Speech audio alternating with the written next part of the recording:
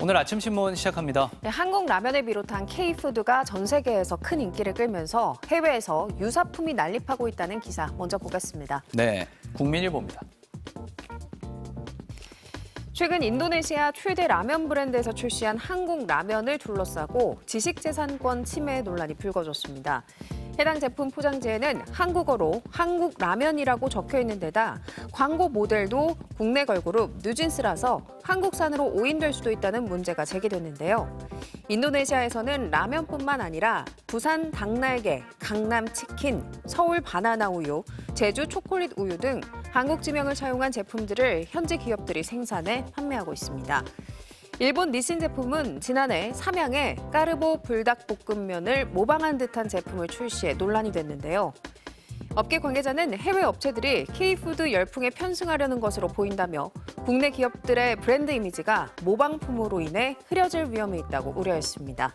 다음은 동아일보입니다. 최근 서울 강북의 성매매 집결지에서 일하며 홀로 유치원생 딸을 키우던 30대 여성이 불법 대부업체의 협박에 못 이겨 숨지는 사건이 벌어졌는데요.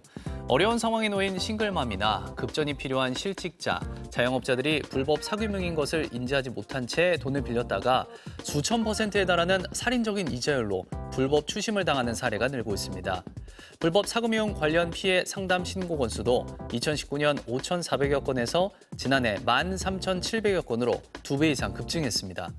전문가들은 현재 20%인 법정 최고금리의 적정성을 재검토해야 하는 한편 합법적인 대부업체는 생활금융업 등으로 이름을 바꿔 불법 사금융을 더 잘 식별할 수 있도록 해야 한다고 조언했습니다. 이어서 한국일보입니다. 정부가 개물림 사고를 줄이기 위해 도입한 맹견사육 허가제와 기질평가제가 올해 4월부터 시행됐지만 신청률이 저조해서 1년간 계도 기간을 갖게 됐는데요. 서울을 제외한 나머지 지역의 기질평가 신청률은 10% 안팎에 머무르는 것으로 나타났습니다.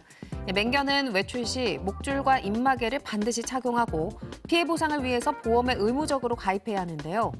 이 밖에도 보호자가 정신질환자나 마약류 중독자가 아님을 증명하는 진단서를 구비하고 25만 원에 달하는 기질평가까지 받아야 하기 때문입니다. 기질평가를 통과한 개가 사람을 무는 사고가 발생한 사례도 있어 공격성 판단에 허점이 있다는 지적도 나오는데요. 개물림 사고 예방 취지에 맞게 획일적인 검사가 아닌 정교화된 매뉴얼이 필요하다고 신문은 전했습니다. 다음은 지역신문 기사 살펴보겠습니다. 먼저 경북 도민일보입니다. 노동운동의 상징인 고 전태일 열사 산화 54년을 맞아 그의 고향 대구 옛집이 정식으로 복원돼 시민들에게 개방됐습니다. 어제 대구 중구 남산동 2178-1번지에 자리한 한옥에서 전태일 54주기 추모식 겸 전태일 옛집 개관식이 진행됐는데요. 이 한옥은 전태일 열사의 유년 시절 옛집입니다. 지난 2015년 유족과 열사 지인들의 증언으로 옛집의 존재가 알려지면서 지난 2019년부터 전태일 옛집 살리기 시민운동이 시작됐습니다.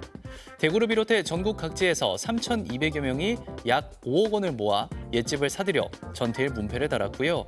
복원 경비 또한 지자체나 정부의 지원 없이 오로지 시민 성금으로만 약 8억 원을 마련했습니다. 끝으로 한라일보입니다. 제주 한라산 탐방 예약제가 일시 해제되면서 대규모 주차 대란이 우려됩니다. 제주자치도는 자연 훼손과 환경 오염, 탐방객 차량으로 인한 도로 정체 등의 문제를 해결하기 위해 성판악과 관음사 탐방로에 대해서 탐방 예약제를 실시하고 있는데요. 국가유산 방문의 해를 맞아 관광객 감사 이벤트 일환으로 오는 27일부터 다음 달 27일까지 한 달간 한라산 국립공원 탐방이 자유롭게 가능해집니다. 하지만 성판악과 관음사 탐방로 주차장의 주차 가능 대수는 200대가 채 되지 않아서 탐방 예약제 시행 이전에 발생했던 주차난이 우려되는데요. 특히 516 도로변에 불법 주차가 난립할 수 있어 큰 혼란이 예상된다고 신문은 전했습니다. 지금까지 오늘 아침 신문이었습니다.